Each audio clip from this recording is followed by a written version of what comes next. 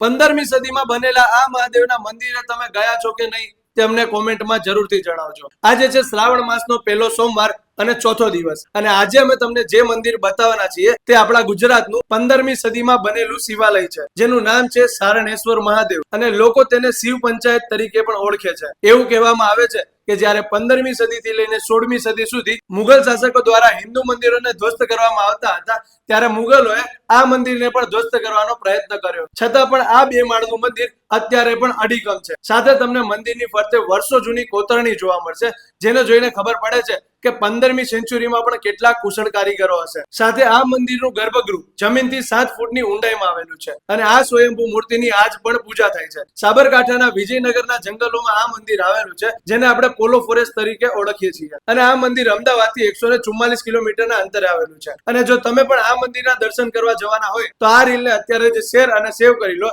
જેથી ક્યાંય ખોવાઈ ના જાય। અને જો તમે પણ આ મંદિર દર્શન કરેલા હોય તો તમારો એક્સપિરિયન્સ અમને કોમેન્ટમાં જરૂરથી જણાવજો, અને ફોલો કરી લેજો ક્રેઝી અમદાવાદના પેજને આવા જોરદાર વિડીયો જોવા માટે।